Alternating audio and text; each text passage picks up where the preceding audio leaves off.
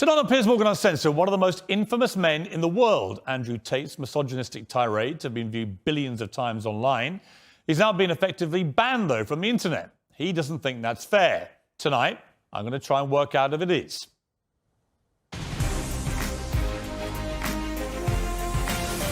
From London, this is Piers Morgan Uncensored. Well, good evening from London and welcome to a special edition of Piers Morgan Uncensored. Andrew Tate, one-on-one. He's the most famous man you probably never heard of, with billions of views online. At one point this year, more people were searching Google for Andrew Tate than Donald Trump or Kim Kardashian. A former professional kickboxer, he was kicked off Big Brother in 2016 after a video emerged of him striking a woman, in what they now both claim was a consensual sex game. He's since made millions as a pornographer and casino owner in Romania, but it's his online videos that have made him notorious across the world, posing as a playboy with fast cars, cigars, weapons and cash. He rants about his often scandalous views on women. Or instruct a female to provide sustenance. Cook. So I think my sister is her husband's property, yes. Tells young men they can get as rich as him by paying for his digital life lessons. I have 100 business tips I'm going to teach you, which will allow you to make your own money instantly. But amid global media backlash, the net has closed on Andrew Tate. While millions still share his videos, he's effectively banned from the web, booted off Facebook, YouTube, Instagram, Twitter and TikTok. To his fans, he's a misunderstood satirist and the victim of big tech censorship. To many others, he's a malicious misogynist. Tonight, I'll try and get to the truth. Well, some of the opinions Andrew Tate shares in his videos are undeniably deeply offensive. We're going to show you some of them on this show. I think you should see them for yourself, not simply hear what he says about them or what other people say about them. Tens of millions of people across the world follow Andrew Tate, and with a big following comes a big responsibility, as well as a public interest in holding his views to account. If outrageous opinions are read aloud, they can be challenged and exposed for what they are. If they're silenced, the person holding these views can become a martyr. So that's why I invited Andrew Tate to come here tonight, and he joins me now live. So, Andrew, well, welcome, first of all. You come all the way from Romania to do this interview. Correct. What do you hope to achieve from this interview? Why are you here?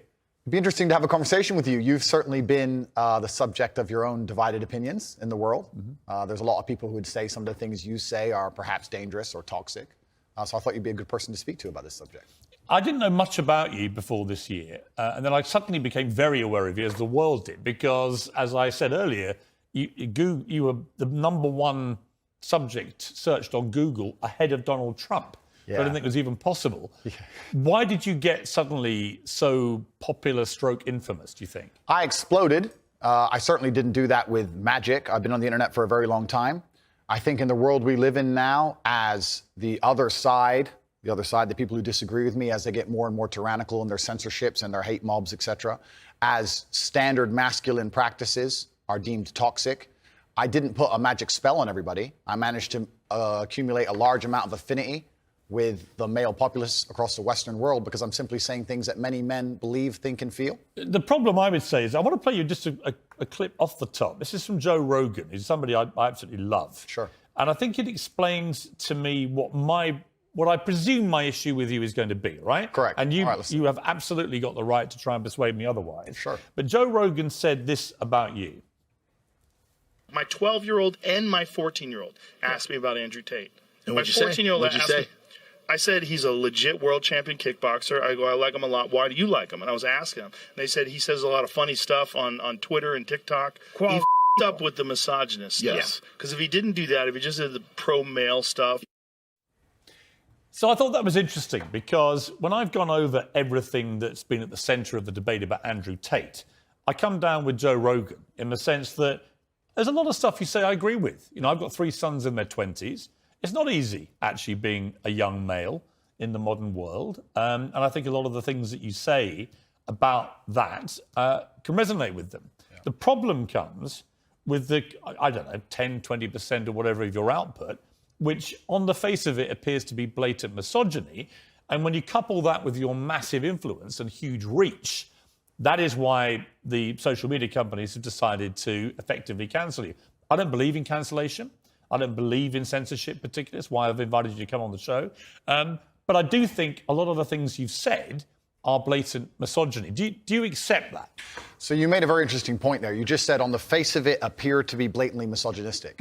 I understand that on the face of some of the long format content I've made, if you're going to take a few seconds out of hours, chop it up, put it all over social media, accompanied with my massive fame, then things can absolutely not be taken out of context. I do not hate women in any regard. I have no negative relationship with women. No women have come forward saying I've hurt them. I have no criminal record for hurting women. There's no way I can be seen as the face or the devil in regards to how men treat women on the planet. I'm absolutely and utterly the opposite. I believe in protecting and providing. I've been misunderstood. There's been large contingents of people who have tried very hard to purport lies about me. And the truth of the matter is, I've been producing content for a very long time. Hours and hours of videos been cut down to 2 or 3 seconds of clip. Those clips have gone viral and people misunderstand me. But I think you've used this phrase and be taken out of context. And I'm not sure that is correct in the sense that it still comes out of your mouth. And some of the things some of the things you've said, I just think are blatantly. Well, let's do them. Let's hear them. Let's go through some. Sure. Right. So you said this about Me Too / rape. This is probably 40% of the reason I moved to Romania. In Eastern Europe, none of this garbage flies. You go to the police and say he raped me back in 1988. They'll say, well, you should have done something about it back then. Yeah, so the point I was making was obviously at the height of the Me Too scandal, and also if we look at Amber Heard and Johnny Depp, there's been a lot of high-profile cases where men have been accused of things they did not do without evidence, and their lives have been completely and utterly destroyed. Right. When I say these things, people sit and say that, oh, he hates women. I don't hate women. I think rape is disgusting. I would take a stronger stance on rape than the British government. I think these people should face the death penalty. But to sit and say that women without evidence can go forward and just make up accusations against men, even though they've been repeatedly proven to destroy men's lives at will, is absolutely and utterly What about asinine. a woman who was raped back in 1988 and goes to the police? Then the man should face absolute and complete justice.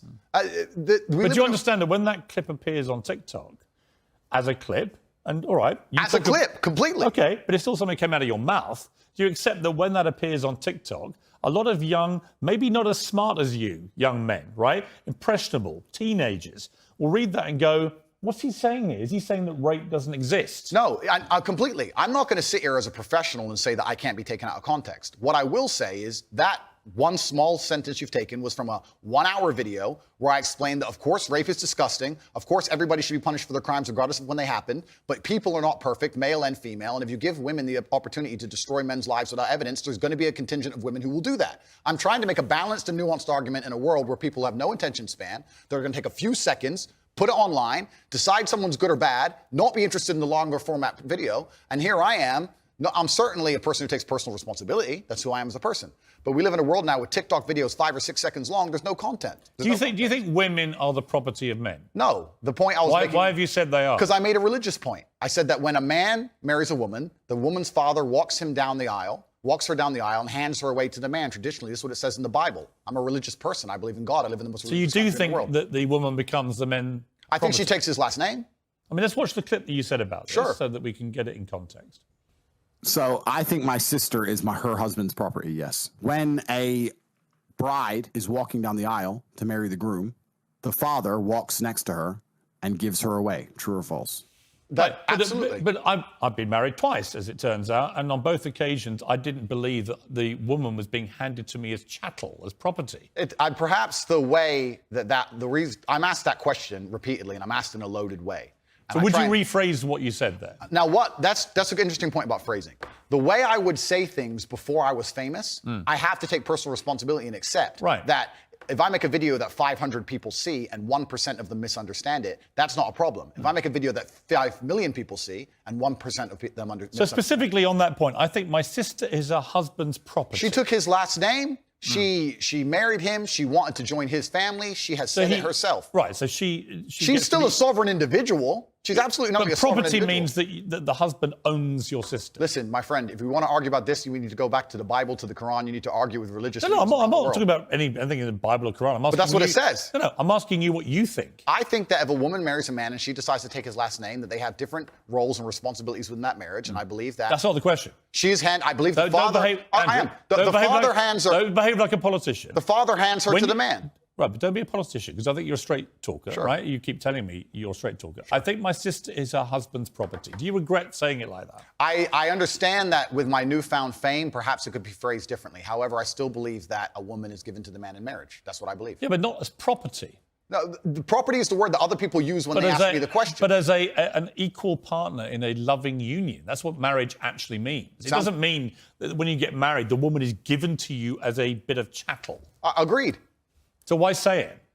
But that's the way that people ask me the question. People say to me, they ask the Oh, question. hang on. You can't blame people for asking you questions. Surely, if you want to be accountable for what Sure. you've said, you've got to own your responses, not blame the question. I own the response. Like me asking you a question Okay. now and you say something and then say, well, actually, I blame you for asking. I understand, Piers. Piers, I understand. I believe the woman is given to the man. I believe she's given away by the father. I believe she belongs to the man. So If she belongs to the man. fundamentally, all right. So fundamentally, you do believe that a woman becomes a man's property at I marriage. believe she belongs to the man in marriage, correct. Right. Oh, you see, that to me is misogyny. And you're entitled to your opinion. Right. But do you not understand why people think it is misogyny? I understand why some people can be very offended by what I say. What they do is they take a point like that and they ignore all the other points I make the other way around. Yeah, but that's why I've repeatedly asked you about that line to see if you've changed your position. But the reality is you haven't. It's not about changing positions. I'm a full-grown adult and I stick by the things I say and I'm responsible for them. Which, by the way, is fine. Absolutely. But what you did say at the start of this little exchange, you said, I wouldn't maybe say things the same way now that I did before I was famous. And yet, actually, you've doubled down and said exactly the same thing. On certain points. So that is what you believe. And that's my point. Yes. I'm trying to work out, look, I don't know you. We've Correct. just met, right? Yeah. I'm trying to work out who Andrew Tate is and what you actually believe. I don't want to twist anything at all. Then let me make it very, very clear to the camera. I believe a woman is given to the man in marriage. I believe that. I also believe a man has a duty to protect and provide for her. I believe a man should lay down his life if something happens or his wife's life is threatened. I believe that women and children first are on the lifeboats. But men, I believe that men. But a man doesn't own a woman. It's not. No. It's okay. Unless they literally buy them as a slave. Well, obviously, we're not talking about that. We're talking about religious, biblical marriage. We're talking about something else.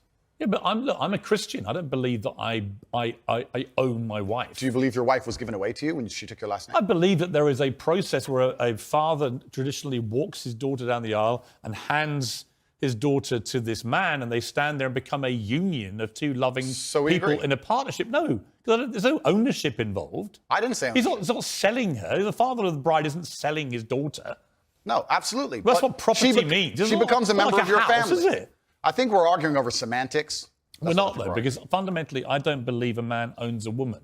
You do.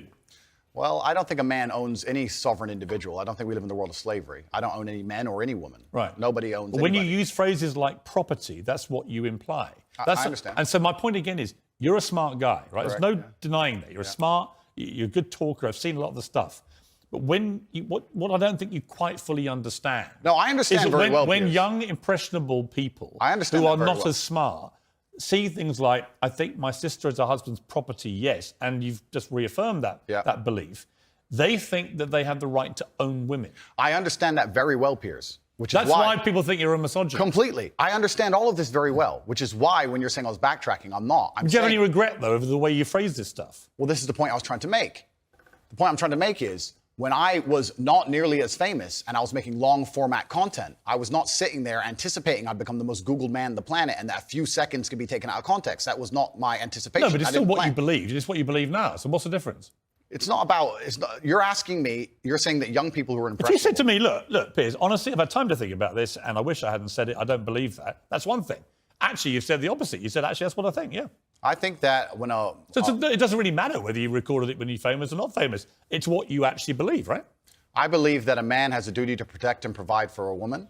I believe that a woman's father gives her away to the man. That's what I believe, and that's in my marriage. That's the circumstance I'm going to live under. If people want to live in a different scenario, that's completely theirs. Their prerogative. You went on to say about authority over women. If I have a responsibility over her, I must have a degree of authority. Yeah. For the same reason, if I have responsibility over and people are going to use their mind, it's an example, an analogy. Responsibility over a child, I have to have some authority. Yeah. So you believe as part of your ownership or your property of the woman, you have authority over her. No, I believe if you have... That's what you said. I believe if you have responsibility over something, you have to have a degree of authority or you can't be responsible. Yeah, but authority means, again, that you're the boss. The point I'm making, if you'll please let me finish Sure. at this point, the point I was trying to make was talking about the safety of a woman. She was walking alone at night. And I was saying, well, I wouldn't let my woman walk alone at night. And they said, well, you're not in charge of her. You don't get to decide what she does. I said, I understand, but if I'm responsible for her safety and I'm the person who's burdened with making sure she is safe, I have to have the authority to say, don't put yourself in unsafe situations. The two things are linked. Well, you don't have authority. You can absolutely have the right to say to the woman you're with, I don't think you should, but ultimately... If she decides, then I can't force her. Right, so authority implies that you have the ability to control someone. No, authority implies that I have the moral right to sit and say that that's an irresponsible thing to do and I'm responsible for That's not what authority means. Well, I'm not going to... If you think I'm going to lock somebody up in their room, is that what you're implying? No, I don't think you know what authority means. I know what it means. I'm saying that if I just a different description of what authority means. If I have responsibility for her safety, then I have to have the authority to tell her not to do unsafe things. Yeah, but authority means that you have some form of control over this woman. I think what you're trying to do... I'm only trying to get to what you think. Honestly, I am. I come with no agenda here at all. I understand. And I'm explaining very, very clearly. If I have responsibility over said subject, I have to have authority over it. So let me say you have children, right? Right. You have responsibility for them. No, I have legal authority over my children. That is very different to having legal authority over my wife or my female partner. Completely. But the point I'm trying to make... So you accept that? I accept that... Because you used the analogy of responsibility for a child. My friend, these are very... These are actually really important things. They're important things, but you interrupt me every 5 seconds, so it's hard for me to actually explain my point. The point I'm making here is very simple. You have children, and you're responsible for their safety, so you're going to have authority to say, don't go out at night, perhaps, because you want them to be safe. I have legal authority. You have a legal authority. Yeah. Legal authority. I'm saying that if I had a woman, and the question where you've raised this soundbite from, I was asked about protecting a woman, making sure she's safe. And I would say I wouldn't want her to go out at night on her own because I'm responsible for her safety. And someone said, well, you don't have authority over her to do that. And I said, well, no, I can't force her to stay inside. But if she were to ask me, how do I protect myself at night? I would say, well, you should stay inside. That's how you should do it. I don't have an issue with what So you we just agree. said. No. It's the semantics. No, it's not semantics. And this is what I don't think you quite get why there's a furore over what you say, with respect. Because the semantics point would be if we're saying the same thing in different ways, but we're not. I'm saying to you that when you say I have to have some authority over a woman, I say to you, you have no right to any authority over a woman. You do over a child if it's your child, because you are the legal appointed guardian of that child. Understood. You're not a legally appointed guardian or authority over your wife or female partner. Legally appointed, absolutely not. I agree. However, when it comes to things like personal responsibility or personal safety, men, largely by society, are accepted. We're the protectors and providers. We can sit here and pretend that in the world we live in, if me and my wife were walking down the street and men were to come up and try and attack us, I wouldn't be the one fighting. But we both know in reality I would. Right. I have a degree of responsibility to protect her. So if I have a degree of responsibility to protect her physically, then the point I'm trying to make is I will do my best to make sure she's never putting herself in unsafe situations. Do you wish you hadn't used the word authority? The authority is something that she would give to me. She would come to me and say, how can I make sure I'm as safe as possible? But I don't want to interrupt you. I just want to point out that's not what authority means. If someone gives, a person can give voluntary authority is not authority. No, but that's the point. It's not. Piers. Andrew, stop. Piers, if a woman comes to me and says, I want you to keep me safe, she is handing me authority for her safety. But do you understand the difference between having authority over somebody and somebody giving you permission to have authority? Completely. I never said one is consensual and one isn't. But why are we pretending I do unconsensual things? Because you literally say, I must have a degree of authority. I have to have some authority. And the point about only if I'm responsible for her safety. If I'm not responsible for her safety, I don't have authority. If your position now is that with her permission, I would like to have authority when we go out at night to protect her, that's a different thing. That was always my position. But that's not what you said. But that was always my position, Piers. So again, I simply say to you, It is what I said, though. Do you wish you'd phrased it a different way? No, because we're talking about long format copy where I'm talking about a woman who has come to me and said, you're responsible for making sure I'm safe. I said, well, then I have to make the decisions. When an 18-year-old boy reads, I must have some authority over a woman, what do you think he thinks? Well, I understand that. And I said this earlier when you tried to say I was backtracking, which I'm not doing. No, actually, I'm not. I don't want to. Okay. I'm not trying to gotcha you. Cool. I'm trying to work out exactly what you actually I understand think. With massive fame comes massive responsibility. I understand that a percentage of the population are always going to take everything that's said by anybody out of context. Would you change the wording of what you said? No, I would just encourage people to watch my long format copy and understand it fully. Would you tell an 18-year-old boy you don't have authority over women? Absolutely. You would say that? Unless a woman comes to him and says, you're responsible for my safety, please make sure, keep me safe. Like I see. woman now says, that, Andrew Tate, I can sign up to. Well, then we agree. Yeah, but I don't agree with what you said before. Because you're taking a soundbite from a 2-hour conversation. Yeah, but you haven't been taken out of context, because I've read you the entire sentence. It's very But you've ignored all the context around the sentence, my friend. You can't ignore a sentence that says, I must have a degree of authority. But you can when there's a 2-hour conversation where a woman is telling me if she makes me responsible for her safety, and me explaining, well, if I'm responsible for your safety, I have the authority to make decisions. So yes, you've ignored all the context. Do you respect women? Absolutely. Why wouldn't I? Do you think that 18, 19-year-old women are more attractive than 25-year-old women? I think there's attractive people. That's a loaded question. I don't know. Well, it's not really, is it? I can't. You know why I'm asking it? Of course I do, but I can't sit here and for say. the benefit of viewers who don't know why I'm asking, you said this. In general, this is also one of the reasons men find youth attractive. You want to blow up the internet? I'll blow up the internet right effing now. The reason 18 and 19-year-olds are more attractive than 25-year-olds is because they've been through less dick. People say, oh, you can't say that, but yes, I can. A 19-year-old is more attractive than a 26-year-old woman, and I'll tell you why. Because that 26-year-old has talked to more guys, been to the club more times, been effed and dumped more times, more arguments, more mess, more for me to clean up. That is misogyny. Why? Because you are encouraging a mindset about 25-year-old women that makes them sound out to be infinitely less desirable than 18, 19-year-olds, and having effectively been having too much sex to be taken in a more respectful way. Well, firstly, even if that was the case, that wouldn't be misogyny. But what did you mean by what you said? That's not misogyny because it's not anti-women. I'm saying that an 18 or a 19-year-old woman would be more desirable. Pretty anti-25-year-old woman. Anti-25-year-old women we can argue, but not misogyny. Well, that's misogyny then, isn't it? No, it's not. Well, being anti any woman at all is misogyny. Not when I'm saying that women are beautiful and attractive at a certain age and saying the age. You're saying 18, 19-year-olds are more attractive than 25. Well, than ageist perhaps, but misogynistic absolutely Is that not. But you just accepted it was misogyny. No, I didn't. You said it was misogyny. I'm telling you, no, it's not. So you don't think if you're saying slightly hateful things about a 25-year-old... That's not slightly hateful. Well, it is. You think you say that to a woman's face if she's 25? It's not slightly hateful. So you would go up to a 25-year-old woman and tell her exactly what I've just read out? Why would I walk up to a random 25-year-old woman? Because you said it in public on the internet, and it's been listened to and watched by millions and millions of young, impressionable boys. Correct. There was a large panel. There was a conversation. There was hours longs of conversation. There were feminists attacking men for toxic masculinity and attacking me and saying things, and I said things back which were going to antagonize them. Which you've done yourself a bunch of times. I think a lot of allegations of toxic masculinity are not toxic. Correct. I do think that kind of sentence that I just read out, that paragraph, is actually toxic.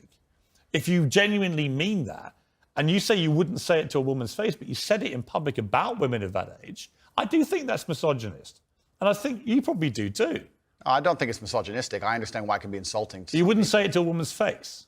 Well, it depends. You're making out like I'm walking around the street going up to random 25-year-olds. Well, effectively, you're doing it to tens of millions of people online. There's no difference. Not at all. We're discussing a topic. We were discussing the ideal age of a man. Should young boys, right, in their teens, are you comfortable that they would have that mindset? Be honest. I think that young boys in their teens lack life experience. They lack nuance. And they need to be very, very careful what they're digesting online, whether it's my content or anybody else's. Yeah, I think you know for a fact millions of them are digesting exactly what you're saying. Completely. The entire internet, to a degree, I think any subject you can find, there's going to be a whole heap of content. I come back to the Joe Rogan thing, Andrew. Is that a lot of what you say, I agree with. Yeah. Right? I do, genuinely. I've written a lot of stuff you said. A lot of the stuff you talk about, I think, yeah, he's got a good point, right? So we agree about a lot of things. But when I read that kind of thing, I'm like, how much of that is you? How much of that is some act? Do you regret saying stuff like this? I don't. And actually, do you see it as weakness to admit you shouldn't have said something like that? No, I don't live with regret. I think what's happened is that, like I said, long format content, arguments with feminists, arguments with the toxic masculine crowd, arguments with the left, and they're going to take a small clip, small sentence from ours, and they're going to try and paint me as a villain. But I'm not left or right. I don't know what you are, Piers. Exactly. That's my point. No, but that's my point. And I understand. And you're doing exactly as I knew would happen on this interview, which is because you're a busy man. You're not going to watch hours and hours and hours of video. Actually, I have watched hours and hours of video, and I'm going to come to the stuff where I agree with you, and I'm going to come to the stuff about your censorship, which I have issues with. So this is, it's a long interview, right? Sure. I just thought off the top, you said to me, and you were quite bold about it, well, go on, then let's go through these. And you should keep going. I will sit here and stand by what I said. I believe that on that, I just read to you then. Yeah. Do you wish you hadn't said that? I understand how it's been misconstrued. I understand how it's been weaponized against me. Do I regret it because it's been weaponized and used against me? Well, that's slightly annoying. That's not why I want you to Did I regret. at the time mean what I said in the context of the conversation, which obviously you're not familiar with and the people at home are not familiar with? No, I meant what I said.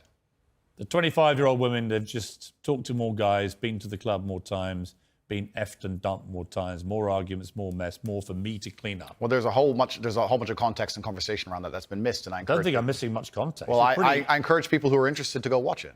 Right, but I mean, I've just read out 3 sentences on the bounce there. I don't think there's any context I'm missing. I mean, you've made it pretty clear what you think about the difference between 18 and 90-year-old women. I wasn't talking about myself, even. I was talking with a Muslim guy who was on the panel, and he was explaining how youth is very valued in most parts of the world, and why virginity is valued in most parts of the world. The feminists were arguing against it, and I was sitting there, actually, very much like you, a mediator between the two, explaining why, in most of the world still today, perhaps not in the Western world, virginity is coveted, youth is coveted in most of the world, and throughout all of human history. And I was sitting there making the point, explaining why in certain parts of the world they think how they do, well, even though it's very different to the Western world. So I was making a point, mediating between two groups very similar to yourself. The conversation has been misunderstood. They've taken this clip of it, and it's been weaponized and used against me. I understand that is because I am now the most famous Google person on the planet.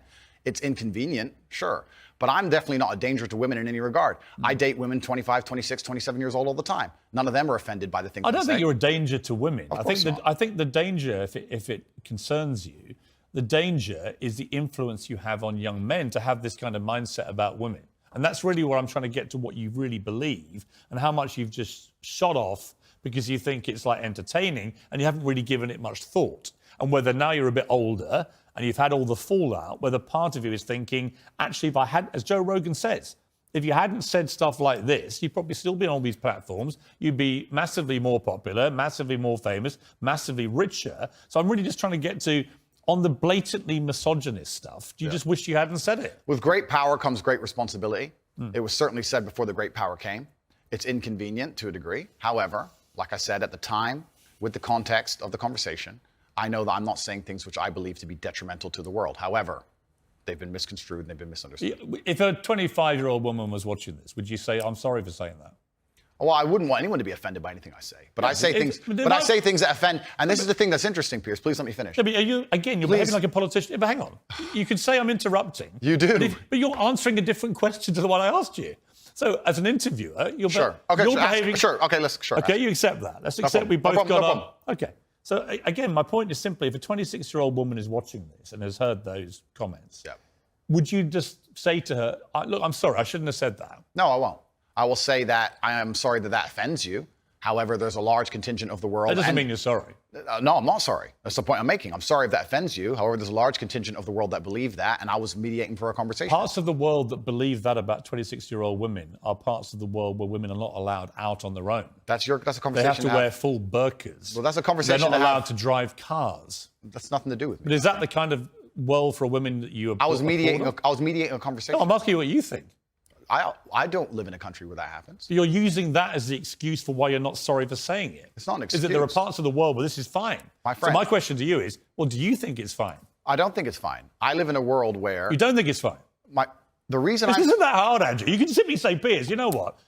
With the benefit of hindsight, I wish I hadn't said it like that. And if a 26-year-old woman's watching, I'm sorry I said that, because that actually is blatantly misogynist. And even though that's a view held by other parts of the world, it's not a view I share. Now, I would respect you more if you said that than if you try and say, well, it's said in other parts of the world, so I'm not sorry. I think that doesn't tell me what you think. Then you need to understand why my content existed in the first place. My content existed because I tried my very hardest to be an absolute and utter realist, especially with uncomfortable truths.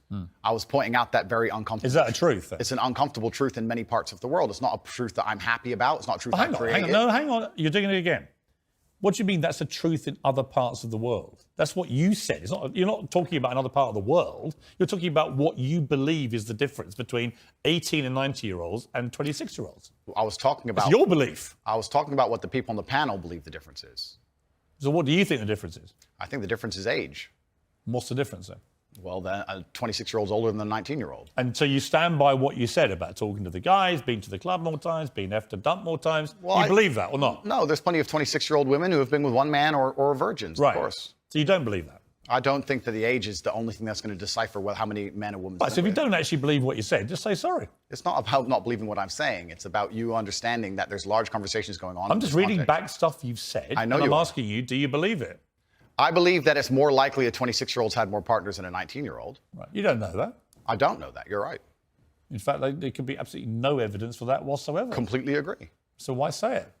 Why stigmatize all 26-year-old women?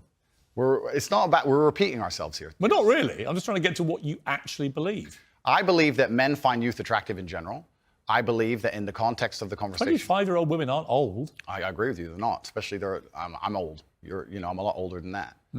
The point I was making was part of mediating a panel, a conversation between feminists and some Muslim guys. I get it. Okay, I get it. good. But So you understand why I said the sentence. But as far as I know, you weren't espousing what a Muslim man might think. You were espousing what you think. I was espousing what the people on the panel believed. But you were saying what you think. I feel like you're trying to pin me down. If it's not what you believe, just say, I don't believe that. What part wouldn't I believe? Well, you tell me which part you don't believe. There's the sentence. Which part would you now say you don't believe? I believe that 25-year-old women perhaps have had, because they've been alive longer, maybe have had more partners, but I don't believe that makes them a bad person. Right. But you understand that the way you phrased it makes every 25-year-old I woman understand. feel a bad person. No, I don't think so. Of course you do. You're not stupid, Ad. Come on. Piers. Andrew, you're not stupid. You know what that sounds like to any 25, 26-year-old woman. Completely. And you're Right? So you have maligned every 25, 26-year-old woman with that statement. And I'm simply asking you, to all those who are not of the type of women that you've described here, are you sorry? I don't want anybody to be offended by anything I say. I want to be a positive force in the world. I don't want anybody to hear what I say and make them feel bad about themselves. I want all people to live righteous and good, whether they're male or female. And anybody who's You lead a righteous life? I think I do, yeah. Do you? Yeah. You boasted openly of having 6, 7 partners at once. So is that righteous? I'm not taking there's no moral view from me. Simply asking you what you think righteous means.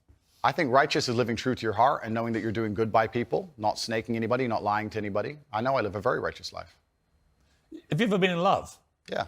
How many times? Plenty. I believe in love between men and women. I mean, real love, you know, where it's... Yeah. I believe... How many times would you say? Enough. I believe men and women are a beautiful union. I think we're slightly different, but when we work together, we're the most powerful force in the world. How many women have you loved? I don't know, Piers. A few. Give me a ballpark. 5, 10, 20? Let's say...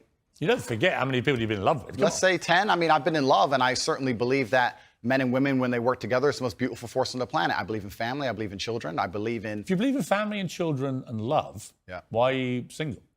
I'm not single. Well, you're not married. That's what I mean. Well, if I was married, the last thing I would do is advertise it to the feral psychopaths on the internet. So I'm not a feral psychopath. Well, you called me friend earlier. Can be debated, Piers. But the point I'm making as a whole is that all of these... Do you want to get married is my point. No, but let's please for a second. You don't or you do? Let's please for a second, because you've interrupted me so many times I've failed to... Well, actually, I've only interrupted you, just to be clear, when you've actually answered a different question. Cool. Well, then on all these points you're making... And you've admitted that. On all these points you're making, on repeat, you're taking these sentences and on repeat you're using you're weaponizing them against me. I'm not weaponizing anything. Okay, it's fine. No. You're weaponizing the weaponizing, which doesn't exist. No problem. But you said to me, come on, bring it on, read out all the things that you think are blatant misogyny. All I've done is literally read out all the things we identified from all the research that I thought were blatantly misogynist. Understood. And giving you the chance to respond. And the only time I've interrupted you is when you've tried to answer a completely different question. Understood, Piers. But these things were said in large context where often I'm talking about how, for example, on the same podcast where you've read one of them sentences from, I was talking about how it's a man's duty to die by a woman. And the guy asked me, he said, if 10 men with knives attacked your woman, wouldn't you just... I said, yeah, I'd stand and die. I'd never just run away, because I have a duty as a man. I must die on the spot to protect her honor and my honor. I'm talking about a man having responsibility to his duties. I'm talking about the old traditional ways of masculinity. And what happens is a few sentences from such a long conversation is taken and used against me. I understand that. So I want you to understand that I'm talking about protecting and providing for women. I'm talking about a man making sure... Do you want to get married? No, but we have to all feed into each other, Piers. I'm talking about protecting. It's not a hard question. No, but I'm talking about protecting and providing for a woman. I'm talking about a man being responsible for her safety. I understand. So of course I believe in men and women. Of course I believe in love. Of course I believe in marriage. Of course I believe in family. No, but the idea that I don't believe in the idea that I don't believe in these things is crazy. I didn't ask you if you believed in it. I asked you if you're going to get married. One day, absolutely. You'd like to. If I'm not married already, I will be married one day. If I'm not. Well, you might be secretly married. I could be married, correct. Why would you not tell me either way? Why would I advertise to the feral psychopaths of the world who have tried their very best to destroy me for an opinion about my private life and the things that are most sacred to me? Why would I do that? If you said you were married, everyone would hate you? I don't know about people hate me. It's about me understanding that I'm a hard target, but I am very, very protective of the people I care about. Right. But you believe in the concept of marriage. Completely. That's what we were talking about the whole time. What do you think? We talked about a man giving a woman away. Okay. I believe in marriage more than anybody. In here's fact, my- I believe in marriage no, please. Okay. I believe in marriage in the traditional sense. I believe a man has a duty to stand up and be a real man. I believe that the problem with the world today that we are facing is that not enough men are sticking to the age-old ways of masculinity. Mm-hmm. I believe that me standing up and saying a man must protect a woman and provide for her, so he needs to make sure that she's safe. He needs a degree of authority to I have protect no her. problem with- But people do have a problem with it. I'm not, sorry. And that's the world we're in now. Andrew, I'm over here. Sure. I don't have a problem with what you just said. Here's where my problem comes, right? There are a lot of clips of you floating around on the internet, as you know. One of them has you saying, bang out the machete, boom in her face, grip her by the neck, shut up, bitch. In another, you say, slap, slap, grab, choke, shut up, bitch, sex. When people see those clips and hear you say misunderstand those them. things... Agreed. Well, I don't think that... It's not hard to misunderstand it. It is. You might say that it's consensual. Other people would say, whether it's consensual or not, that's a very ugly way to talk about women. Completely. Now let's Hitting watch. them with machetes. No, watch the whole video. It's a girl coming at me with a machete and me saying, here, slap the machete out of her hand. I She's understand. attacking me. I So you don't understand. understand. This is the exact point. I do The understand. No, people don't watch them in full. And this is actually what's interesting.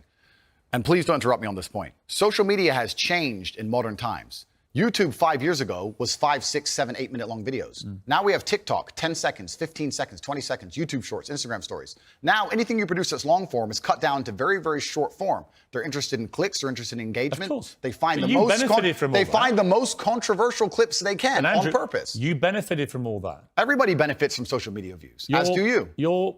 Was it the Hustler? What is it I had an online school, called? Hustlers University. Right. And their whole job was to promote your clips, make you rich and famous. So you've benefited from this system, the one you now profess to hate. You've benefited from I all never that. said I hated You've it. clickbaited like the best of them. I never said I hated it. I'm saying what happened. I don't hate it. I don't hate social media. I think it's a very powerful force. I don't hate the social media. I'm saying The point is, I think you can talk. Look, you can talk to girlfriends of yours, maybe a secret wife. I don't know. It's entirely up Or to you. two. Or two. Maybe you've got 10 wives. That's your business. I don't care, right? My only thing is, I don't care what you do in private. If it's consensual between you and another woman, you can do what you like, right? It's your life. I believe in freedom and liberty. It's when you say it in public, it's the influence that this kind of thing has on young men. Agreed. Right? And I speak to someone with 3 sons, right? Who are, by the way, they're intrigued by you. They're fascinated, right? You're a big thing in that world of TikTok and so on. So they all are aware of you and what you say. So they're all looking. And when they see things like the machete thing, I get the context because I'm a 57-year-old guy who's been around the block a bit, and I can get what you said, and you responding to a particular scenario which you'd created where a woman... But it can be misunderstood. I understand. So my point to you is, given that you know it can be misunderstood, do you regret saying things like this on camera where it can be disseminated by less intelligent young males who think that is actually what they should be doing to women? And finally, we get to the point of the issue, which is the point I tried to make at the very beginning. When I made a video before I was famous that got 500 views, me being concerned that 1% of people will misunderstand it was not relevant. Where you start getting 5 million views a video, 50 million views a video, 1% of people misunderstanding Doesn't change what becomes no, it doesn't. But it becomes a much larger problem. I understand. So with great fame That's true. comes great responsibility. Right. So I agree. Would I now that Here's my I'm famous? yes. Do I say things the same way as I did back before I was famous? Absolutely not. Right. As neither would you or nearly any other famous person on the planet. So my Once you logical- become famous, you have to be a lot more careful with I how you understand. say things. I understand. So my logical follow-up to that remains, do you regret then saying it the way you said it? I can't live in regret by saying something before I was famous on a camera which barely anybody watched, and then I became famous afterwards. That would be a very asinine way to view the world. So I can't live in. So you stand by all those things? I can't live in regret because I didn't know I was going to become the most famous man on the planet. That regret would be the wrong word. Is it inconvenient?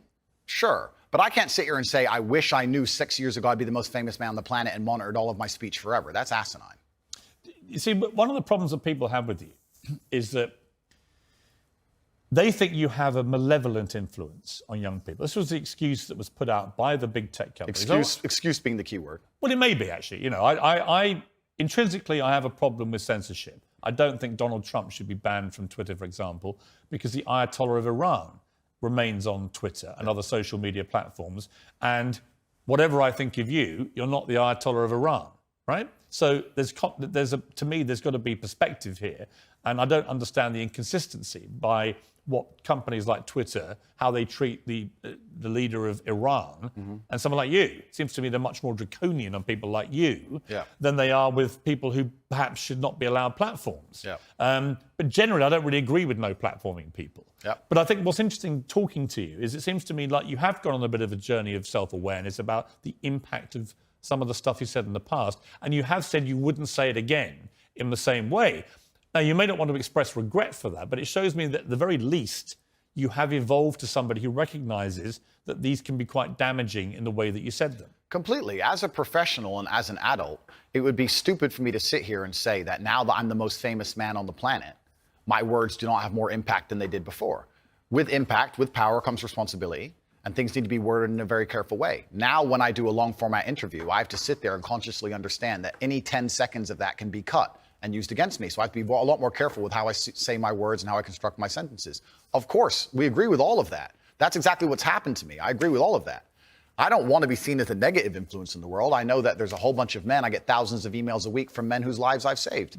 I get thousands of emails a week from men who are on the verge of suicide and I've saved their lives. We're talking about... And by the way, I don't dispute that at all. You have almost certainly, I would think, from everything I've read about you, I think you have certainly been probably able to be very helpful to young men who have really struggled for self-confidence and all that kind of thing, right? Completely. I'm completely prepared to accept that. But there was also, I think, quite a disturbing piece that BuzzFeed did. And it talked about the negative impact of young, impressionable male minds when they've read or seen some of the more inflammatory things you've said. And they quoted, for example, Sandy, 22, from Washington. My father's gone from a man who minored in women's studies in college, who was kind and in touch with his emotions, treated all people, men and women around him, with kindness, to a man who says that whenever he sees an effeminate male stranger, he gets an overwhelming urge to murder them. He loves podcasts. He listens to a lot of podcasts. I know he's listened to Andrew Tate. Whoa. Let's stop for a second. Let's be professional here, Piers, because you're a professional, as am I. First, she said, did you say that my father went? She said, my father has gone. Her father. That's a full-grown man, firstly. So we're talking about my impact on children. You just talked about a full-grown man here. Secondly, I've never talked about murdering effeminate men in anything online ever, in any context ever. So I don't know why they have taken some random person I've never met in the world who's full-grown, an adult, and come to their own conclusions who I've never met and lumped his name in with mine.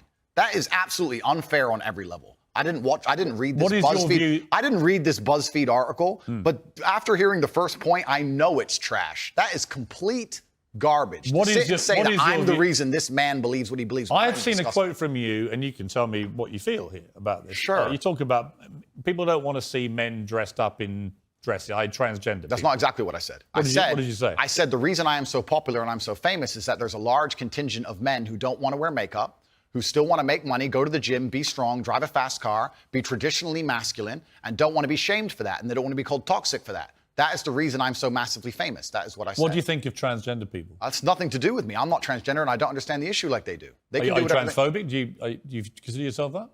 Transphobic? What? Afraid? Well, it kind of, yeah. You have I don't live in fear, my friend. I have no problem. Do you have a dislike of transgender people? I don't know any transgender people. But do you have a dislike of what they stand for, what they are? No. Why would I? I don't know. That's not my issue. That's not my issue. And that's actually quite interesting because when I was attacked, a lot of these stupid articles like BuzzFeed, because it's ridiculous, that first point proves anyone with a brain knows that that's garbage. When they attacked me, they lump a whole bunch of things in together. They say misogynistic, racist, transphobic. They just put them all together at random. No, I'm mixed race. By the way, I don't know where they get these. They just get these buzzwords and put them in a sentence. By the way, I completely agree. It's crazy. And I've had the same thing done to me. Okay. And I'm not calling you anything. I'm asking you what you personally believe you are. It's not an issue I discuss. What I do discuss is that... So you support transgender people? I support individual liberty. I'm a libertarian. Yeah, so you support transgender people? Sure. Why not? Exactly, yeah. So, but my point is, as a whole, you're saying that I'm saying I don't want to see men in dresses. I'm saying no. You support gay people? Sure. Yeah. I'm saying there's a large contingent of men in the world who like the idea of the traditional masculine view of the world, who feel happy when they watch 80s action heroes with big muscles and they run around. And there's nothing toxically masculine about having a fast car and a beautiful girlfriend and making a bunch of money. And Nothing at all. Absolutely. And those are the people who are my fans. I and agree. I'm but saying, but the problem is, okay, I'm going to interrupt you just to say this. No. Okay, but you're saying that I have a problem with men in dresses. I'm saying no. The people who watch my I've asked you content. that question. You've answered. Yeah, but the people who watch my content don't want to see men in dresses. Clearly, I don't wear a dress. That's the point That's I'm not making. why they're watching your content. No. You're not wearing a dress. No, but that's the point I'm making. That's the point I was making. There's a large contingent of men who are not interested in the things that perhaps the YouTube algorithm's trying to feed them. I think there are lots of... look, when you support masculinity and masculine traits, I'm with you, right? Okay, so you agree a man should protect and provide for a woman? Absolutely. Okay, so you agree if you were walking down the street with a woman, you'd be responsible with her safety? Yeah. Cool, absolutely. So if that woman wanted to walk alone at I don't night think I have authority over the woman as we do that. Okay, so let me ask you another question, Piers, because we are professionals. Let's say your woman decided she wanted to take a nice little walk through the south side of Chicago at 2 a.m., and she wanted you to go with her, and you were responsible for fighting and dying on the spot if she was attacked. Don't you think you would say to her, no, we're not going out right now, it's not safe? Yes. Okay, so you'd have authority to make the decision. So No, we I agree. wouldn't. So I we would say, so I we don't agree. think you should. If she decides to, it's her own volition. Well, if she decides, you're not going to stop I have her. no power to stop her. Completely. But you think you do. No, I don't think I have power You to stop clearly her. do. No, I think I have power to make the decision. I think, no, that's not So sensible. if you have the power to make the decision, you have the power to stop her. No, because And if that's she- where we differ. And that's why I think it's interesting about you. I don't think you really think through what you're saying. I think through what I'm saying Because so carefully. Yeah, but Andrew, what Piers. you've literally just said is that you have the power to stop No, her. I said I don't have the power to stop her. I'm not going to lock her in the room. I'm saying that. So if as she a- wants to go on her own, then she's going to go. then But you as a don't have authority to stop her. Okay, but as a couple, if we're going to sit there and decide if we're going to take this. You asked me, would I feel a sense of responsibility for her safety? Absolutely. Agreed. Absolutely. So would let me I finish, have the Piers. power or authority to stop her doing it? No. No, of course not. So let me finish, Piers. You're not going to stop her walking out the hotel. Of course, it's her decision. She's a sovereign individual. My point is that usually in a couple, you'd sit there as a team and you discuss, and perhaps on certain issues, the woman will know more about X and she'll decide X, and the man might know more about Y and he'll decide Y. So I'm saying if we're as a couple and we're sitting there and deciding, as a couple, as a team, and she says she wants to take this late night stroll, I'm going to say, you know what, I'm going to veto this one. I'm going to call veto. do you believe because in- it's dangerous, Right. which to a degree would give me, in that particular scenario, a degree of authority. If she said, I don't want to listen to you, Andrew. It doesn't give you authority. If she says, I don't want to listen to you, Andrew, I want to go on that walk, then what can I do? Say, well, then Then you I don't hope- have authority. Then I wish you the best, my love. Then you don't have authority. Cool, then it's a semantic argument. Not really. I think It's the complete opposite of what you said you had, which was authority. No problem, Piers. No problem. But I think Let we me ask actually. you about, what do you believe about depression? Do you believe depression is a real thing? I believe that feeling depressed is real. I don't believe depression as a clinical disease is real, no. Really? Correct. You don't believe people can be clinically depressed? I think PTSD is very real. Unfortunately, I have some friends who suffer from that. I know that feeling depressed is real. I believe that the number one power you have against these things are trying to take control of your own mind and affecting your own life. I believe that it's not healthy to hand over all your power and believe that depression is an outside disease that you can't affect. I know that when I've had difficult periods in my life, and also many of my friends, like I've said, suffered from PTSD and been through terrible things. I've lived a very difficult life, and I know people who have, that the things that made them feel better is when they woke up and said, you know what, I'm not going to allow this to damage me anymore. I'm going to take responsibility. I'm going to get up and I'm going to fight this as hard as I can. Right, and by the way, on that, I agree. So we agree. Right? My favorite speech is the Rocky Balboa one. Okay, so then we agree. No, we didn't. Here's where we don't agree. Piers. You don't, no, hang on. You got to let me interject when I don't agree with you, right? Where I don't agree with you is that there's no such thing as clinical depression. There absolutely is. Well, it's a proven scientific medical reality. There's a different argument about have we gone a bit too soft, right, in schools and all the rest of it. Absolutely. Do I think some people moan and whine too much about their lot in life? Definitely. Okay. Are we a victimhood society? 100%. Okay. Is there such a thing as clinical depression? Absolutely. So and my argument is that if you actually bracket everybody who's not clinically depressed and doesn't have the genuine medical condition, then actually if millions of people are deemed to have depression, the ones who really need the help don't get it. Well, that's my point. Well, that I would agree with. You're right. I think it's certainly an overused term. But you don't accept there is such a thing as clinical depression. No, I don't. And that to me is a damaging view. Okay. Well, let me explain why.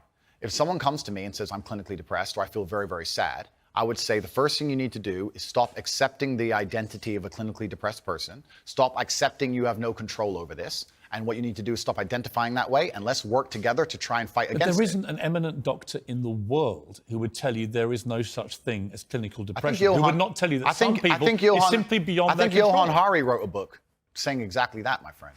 He's not an eminent doctor. No, but he's a journalist. I said depression wasn't real long ago and was attacked for it. Then Johan Hari wrote a book, which What's actually... it got to do with Johan Hari? Because he wrote a book proving me right.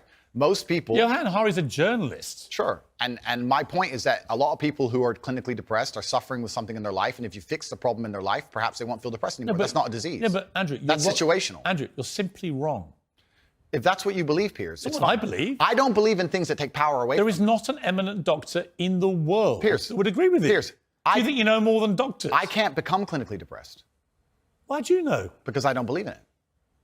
I can't be haunted by a ghost if I don't believe in ghosts. Well, that's like saying I'm never going to die because I don't believe in it. It's ridiculous. Perhaps, but if it allows me to live a life where I feel happy and content within myself. This is that little area where you lose me. No, I don't lose you. You are, because Piers, somebody with your following says the thousands of people who have emailed me saying my doctor told me I was clinically depressed and it's a disease that I have got in my brain and I can't be fixed. And I started listening to you and I realized that that's not the case and I can fix my own life and you're the only person who has ever helped me. Oh, Andrew. Thousands of people have emailed me that exact email. If you think you are single-handedly curing people of clinical depression, you are living in cloud cuckoo land. I am reading the emails of people who I have cured of clinical depression. You're reading emails from people who have believed you when you say there isn't such a thing, and they've probably never been diagnosed clinically depressed. They just want to go along with what Andrew Tate says. I don't think so. I think your view of that is dangerous. I respect that you think my view is dangerous, and I respect you have the right to view that, to think that. I think that clinical depression, I actually agree with you, is massively overdiagnosed. I've already said that PTSD is a very real thing. I've already said... hang on. Okay. Again, you're misquoting me. I did not say clinical depression is massively overdiagnosed. I said that people who claim to be depressed but don't have clinical depression, I think that is massively overblown, right? In other words, there are a lot of people who just have a bad day and declare, I've got depression. Yeah. And I say, well, have you been to a doctor? Have you been clinically diagnosed? If you have, and you have clinical depression, that's one thing. But if you haven't, we could probably work on some mental strength and resilience skills with you. But a clinically depressed person has an absolutely proven medical condition that is beyond their control. Not according to me and many others, my friend. Well, look, what do you know about it, honestly? I know. You're not a doctor, are you? You're not trained, are you? I'm not a doctor. You're not a psychiatrist. You're none of those things. Sure. You're a guy on the make. He's done very well for himself, spouting stuff off, much of which I agree with, as you've seen in the interview, but some of which is ludicrous, and that's one of them. It's not ludicrous. It is. It's not. If you said to me, we're in a victimhood society, it's got to stop, I'm with you. Okay. But the moment you try and deny clinical depression... I believe feeling depressed is real. I do not believe it's a disease that you catch from the sky and you cannot affect. I believe that no matter what happens, I believe you have control of your own mind and you can fight against it. I believe if you change your circumstances in your life, you may feel different. I'll give you a quick example. I had a guy who emailed me saying he was clinically depressed and he was going to kill himself. I obviously am not a psychiatrist, I'm not a doctor. I told him, because I replied to my emails. I said, have you been to a psychiatrist? He said, yes, I'm clinically depressed. I've been on these pills, this amount of time. I'm on antidepressants, it doesn't work. I said, I don't know what to say to you besides this. And he said he lost his girlfriend, that's why he became clinically depressed. I said, listen, go to the gym, get a six-pack first. Once you've got a six-pack, email me again. If you still feel like killing yourself, I don't know what else to say to you. But I'd say, strong body is a strong mind, go train. He went, he started sending me progress pictures, emailing me him getting in better shape, and eventually got a six-pack. He's now a professional bodybuilder. And he said, I can't believe I was considering that. I feel so much better, etc. The doctor was telling him he was clinically depressed and couldn't cure it. He started taking control of his own life, and now he felt better. Now, I'm not saying it's the case for everybody. No. I'm just saying. Here's my question, though. Have you seen the guy's medical records? Of course not. I just told you the So story. you're just taking his word for it? Oh, I am taking the word of a man who emailed me with a bunch of medication in specific doses. You're denying proven science because one guy writes to you who you help and you've not seen any evidence he ever had clinical depression diagnosed. I'm denying the idea that... And on the back of it, you go on your rants in public to tens of millions of people denying something because this guy writes to you and says he had it and you cured him. And I think that's a dangerous mindset, Andrew. That's fine. And that's where you don't have a responsible view of your influence over Disagree. people. It's very responsible because I'm saving people's lives. I disagree that if you feel depressed, I disagree that you cannot affect it and change your life and take control and fix yourself and feel happier. I disagree with that. Do you think I refuse to accept that there are people out there who cannot become happy, contented individuals. I refuse to accept we live in a world where God has created people who, no matter how hard they work and how good their life becomes, can't be happy. I don't accept that. I accept that the universe is a very giving place and that God loves all of us. And if you try your best and you work hard, you can become a better person. And I also will argue with you, and I'll counter the point, that you sitting here on your platform telling people they have clinical depression, there's nothing they can do about it, is far more dangerous. Okay, well then, if they have clinical depression... Why do you misquote me? No, because you're saying... You hate being misquoted. No, you're saying if people have clinical depression, then they have nothing to do about it. it. They go to a doctor and they get diagnosed and they get help. Then I would argue the point that if It's the somebody... complete opposite of what you just said I said. I would argue the point that if somebody has depression of any kind, whether it's clinical, whether it exists or not, whether they feel depressed or not, whatever, that taking control of their life, taking personal responsibility and working hard is always going to be the positive, best thing they can possibly do for their life going forward. How positive and the people is going around it? them. So sitting here saying, I don't believe in clinical depression, you don't believe in depression. No, I don't. I believe that people can take control and fight against things. Right. I believe in personal sovereignty. Right. Fine. Good. So we agree. No, we don't. Yes, we do. No, we don't. Piers, you're on my side. You're afraid of being cancelled along with me. As I said to you from the start, that's all I it is. agree with a lot of what you say. Completely. So we're But talking I'm about... taking you to task over the stuff I don't agree with. Sure. And I'm just not sure you understand why it's wrong, which is in itself quite revealing. Let me talk to you about Alex. Let me talk to you about Alex Jones, right? Who I have a bit of history with. He tried to get me deported from the United States. Oh, did he? Yeah. What is your view of Alex Jones? I think that Alex Jones is a sovereign individual who, very much like the rabid left, deserves a chance to speak on his points of view. I think that the truth on issues is usually somewhere in the middle between two extremes. And So you think Sandy Hook was staged? I don't know anything about Sandy Hook. Really? You know he's just been sued by the families for millions and millions. I have no idea. You don't know anything about it? No. So why would you support someone in public when you know nothing about the most infamous When thing have I attached to supported it? him in public? You have supported him in public. I've been on his podcast. Yeah, but you said nice things about him. I say nice things about lots of people. What do you think of Alex Jones? I said nice things about you, Piers. That's fine. So you should. I'm a nice person. So to sit and say that I've been on a podcast and I say nice things about But him you means said I you support his right to speak about things like Sandy Hook. I don't know Sandy Hook. I don't know. And You know what it was it was a mass shooting. of school children. Okay, but to sit and he, it's actually no. Let's stop for a second. Please don't interrupt me. Here's why I know why you're good at your job. First, you interrupt people a lot, which is good. It's a good skill, Actually, and then there you go. Prove me right. But here's exactly and the timing's good. Here's exactly what I do. I only interrupt people like you when you either refuse to answer the question or answer a completely different one. Sure. And I want to remind you of what the question was. Fair enough. That's Or fair. when you misquote me back, which you've done repeatedly through the interview, where you say, you see, Piers, you agree with me. And the viewer who's been watching will go, no, he didn't. Cool, no problem. The other thing you do is you try and set these traps like now. So you're saying What's the trap you think I'm setting? You're saying that I agree with every single point of view a man has. I literally didn't say that. You're saying, well, you support Alex Jones. Why would you misquote me? Because you're saying you support Alex Jones and you said you've been on his podcast and he said this.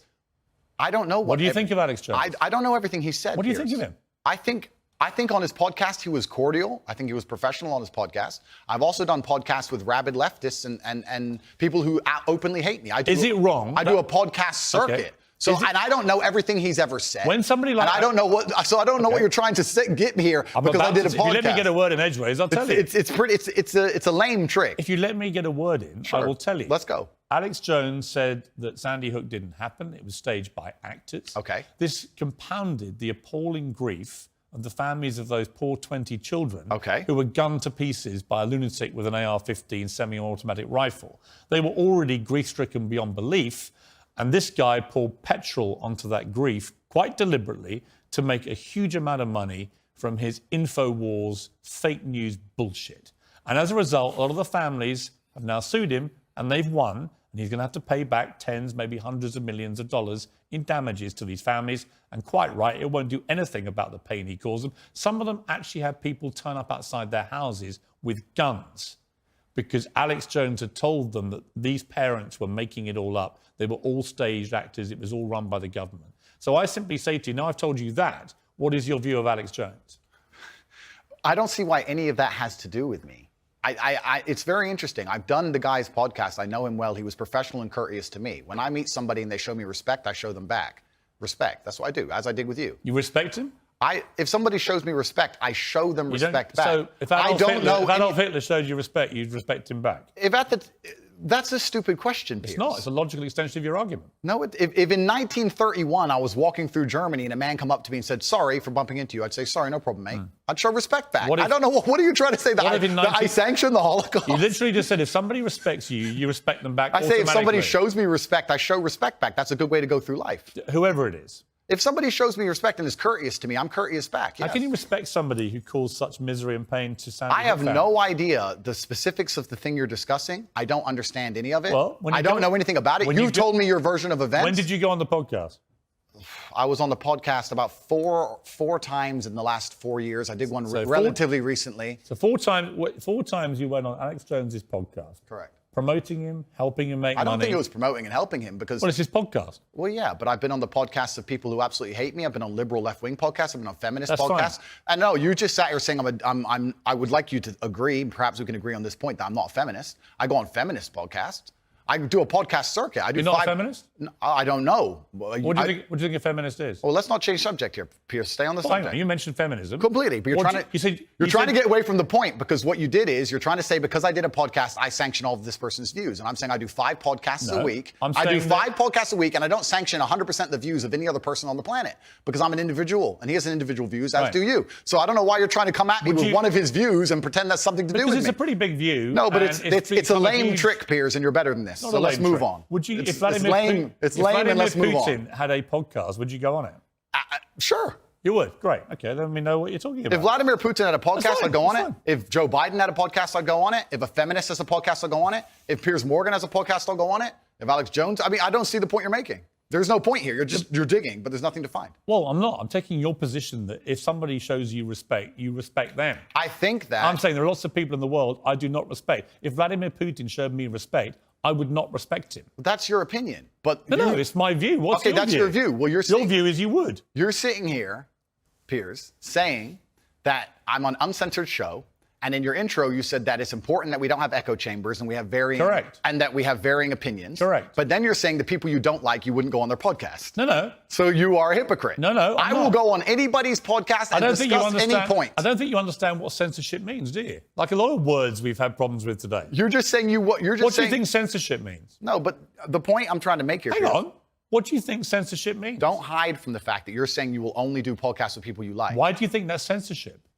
No, that's your prerogative. My prerogative is What does it do with censorship? I'll discuss opinions with anybody, and I've done hard left wing. Why are you not asking me about the podcasts I've done for the people who are hard liberal By the left way, wing? I don't care whether they're left or right. Okay. Extremists to me are all nuts, right? Then we agree. Yes. So perfect. Good. Next subject. All right. Here's my next subject. It was a very serious case here. Jesus. And before we move on, sorry, Piers, but before you move on, I do find it kind of disingenuous. And I know we're on a show, and I don't have a personal problem with you, but it is kind of disingenuous to try and sit here and lump me in with some school shooting.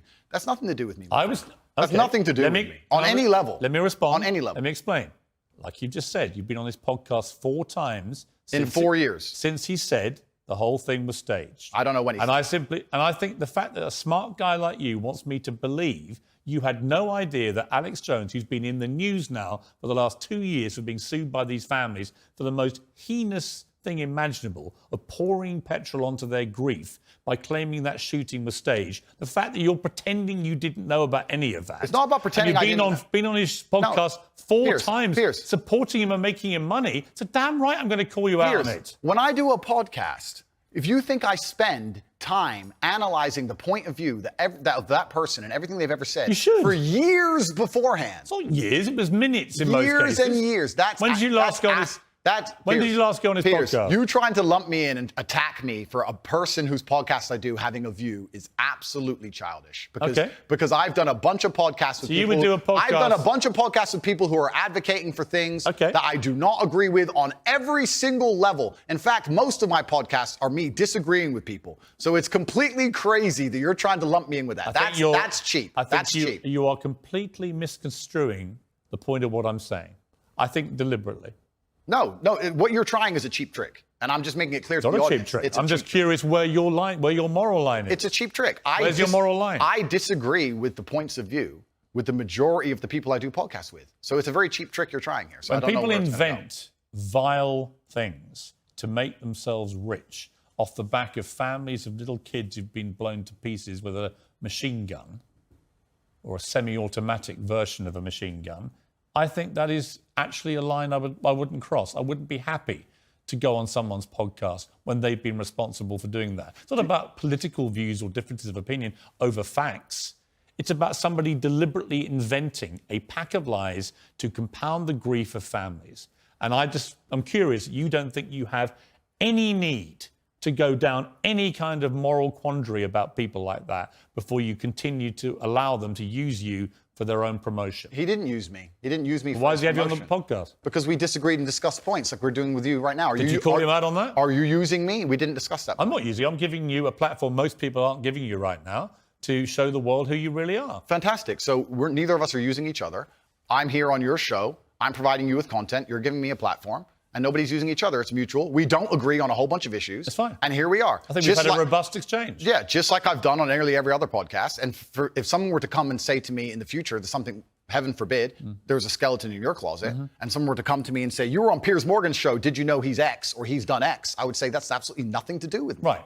But I make the same point protecting you. I don't know what you do. I don't know your personal life. I can guarantee one thing. I will not be inventing stories about the families of kids. I hope not. I hope you're a righteous person. I'm not claiming to be a righteous person. I don't know. I'm just saying that I just think it's interesting that you have no moral compulsion about going on people. It's not about moral compulsions. It's about I don't know what you do, Piers. You could have a bunch of skeletons in your closet, my friend. I don't have a clue. I'm here on your TV show. I'm sure we all have lots of skeletons. Let me ask you this. Interesting about the feminism thing. Sure. Do you identify as a feminist? I think that women and men are fantastic. Both of us are fantastic. I think women reproduce. I think women need to be respected, protected, provided for. I think that modern feminism is kind of hard for me to even truly understand. What do you think it means? What is feminism? I think that the idea of feminism is that men and women are equal under the law. And do you believe that? Completely. We should be treated completely equally. Yeah, but we are equal under the law. Wouldn't you agree? Not really. I think there are still some issues in the world where, certainly in workplace, the gender pay gap remains. They're not treated equally in most cases, women. Well, that can be discussed, the gender pay gap. I think that's already been discussed at length. I think that there's actually... You think women should go to work? I think women should work completely. You do? Why wouldn't they? Because in the parts of the country, of the world you were mentioning earlier, that have different views of women, they don't go to work. In the parts of the world that person from the podcast was from, for the point I made, yeah, they didn't. But I don't live in those parts of the world. I think women should be free to work if they choose. I think it's very important that the family unit remains. I do believe that in my personal view, the most important and respectful thing a woman can do is become a mother. I think that having children is a beautiful thing. But obviously, if a woman wants to work and wants to have a career, especially now with paternity leave or maternity leave, and she can manage to do both, why wouldn't I want women to work? I don't know why anyone would ever assume I don't want women to work or think women can't work, because I said that I should keep them safe sometimes. Good. No, but it's interesting because you have to look at this, Piers. It's interesting how people extrapolate. Andrew said that he's responsible for a woman's safety, and he said that gives him authority to make decisions for her safety, and that's been misconstrued, and he's a bad person. He believes that women are property. But now we believe that Andrew doesn't believe in love. Andrew doesn't believe women should work. I don't know where all of that comes from. Well, that's why I'm glad we've had a chance to discuss completely. I believe women are sovereign individuals, and they can make any choice they so desire. I think that it's important that we remember that a man has a duty. I think I certainly in my relationship have a financial responsibility to provide for my woman. My woman would never have to work unless she wanted to, because I'm the kind of person who works hard enough that she wouldn't have to. Should young men, though, all aspire to be like you? Should young men aspire to work very hard, have no criminal record, become multimillionaires, protect and provide for the women close to them, be sovereign so they can stand up and have their own points of view in face of cancellation, be able to not be mentally intimidated when they go on national TV and there's traps set up for them. Yeah, I believe that confident, strong men who stand up and protect and provide for women are a good thing for the world and a good force for the world. And I don't think that I put a magic spell on anybody. I think there's a whole bunch of men in the world who understands my value. And if men grow up to be like me, you're going to have a whole bunch of people with no criminal record, dedicated athletes who protect and provide for the people close to them, are fantastic for the economy. And I'm certainly not the worst influence out here, Piers. You have Lil Nas twerking on the devil on music videos, which our children are digesting. You have drill artists singing about stabbing people to death in the middle of a knife crime epidemic.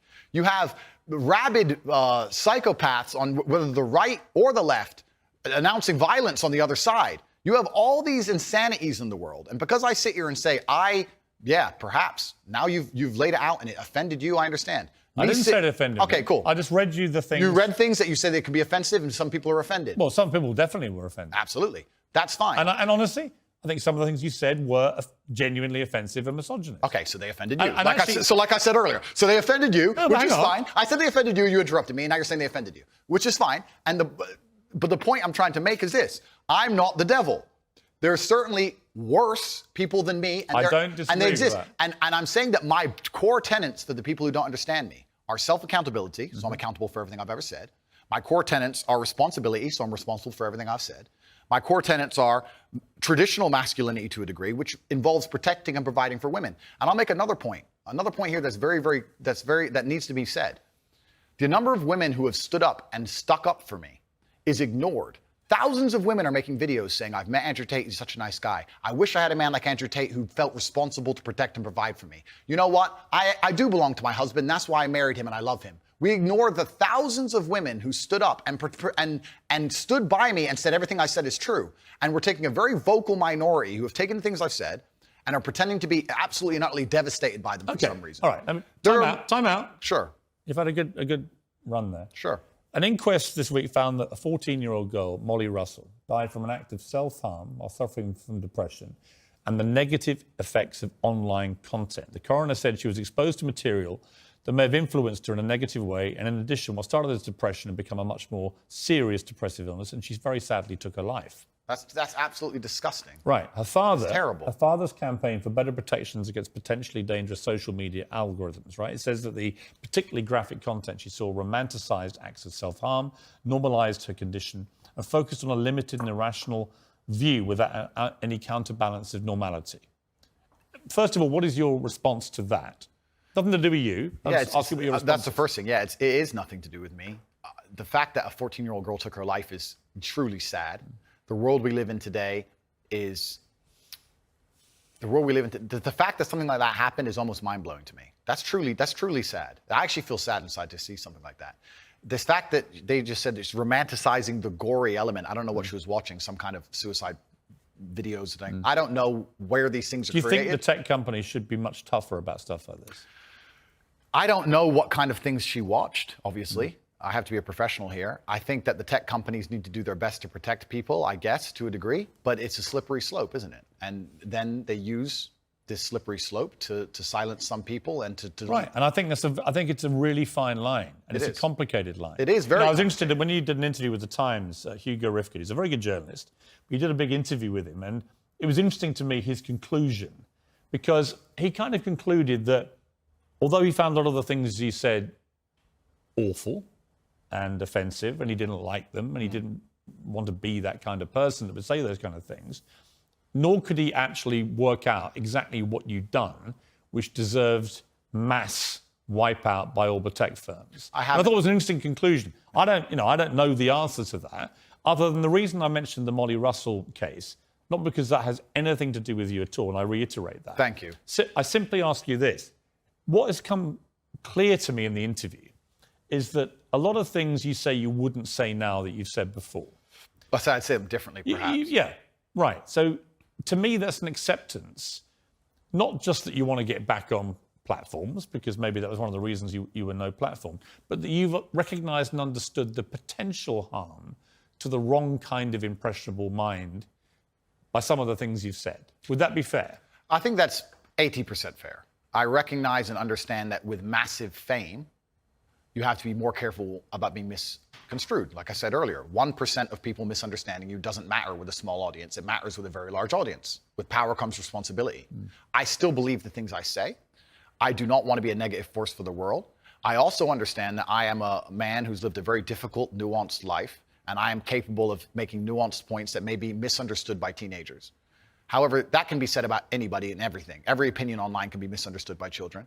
Trying to protect children from the internet is a very interesting subject in and of itself, because I would argue that 80% of the content on the internet can be negative or detrimental to a young mind that doesn't understand the world. Yeah. I'd argue that all of it. We just talked about music videos and dancing on the devil and all this stuff. This stuff is dangerous. By the way, I think you make a very good point on that. So, a lot of these rap stars, the lyrics, the videos, I think, far exceed anything that you've been accused of doing. Completely. Because in a lot of cases, some of them promote non-consensual activity with people, right? And I just think that crosses a line you have, as far as I've seen, you haven't crossed that line. No, I haven't. And this is the thing. And I've been vilified, not because of the things I say, because much more extremist content already exists on the internet. I think the reason I've been attacked and vilified is because of the popularity, because I became so massively famous, not because of what I was actually saying. So as a professional, I analyze that and I understand that, okay, I'm massively famous now and certain things have been taken out of context. However, I still do believe I'm a force for good in the world. And I'm not going to sit here Have and you say, changed, though? it's not about changing. Well, it is. We're all involved in an evolution. How old are you now? I'm 36. 36, right? I bet you're a different person to what you were when you were 26. Oh, that's and absolutely, 16, that's right? absolutely a fact. So we all change. And Mike, you keep talking about being a good person. Yeah. I think if you're honest with yourself, Yeah. that you can see why people found a lot of the stuff you've said problematic and misogynist. And I think you've recognized you wouldn't express yourself in that way again because you've understood that it's caused a lot of harm. And that's really what I wanted to get to today, was an acknowledgement by you that these things clearly were said in the wrong way, created the wrong impression if you didn't mean them the way you intended them, and can therefore have a malevolent influence when you have a huge following. Yeah, when you have a huge following, you certainly have to be a lot more careful about how you get certain points across. That's absolutely a fact. Andrew, I appreciate you coming all the way from Romania. Thank you. It's been an interesting conversation, and I thank you for having it. Cheers, friend. Well, that's it from me. Whatever you're up to, keep it uncensored. Good night.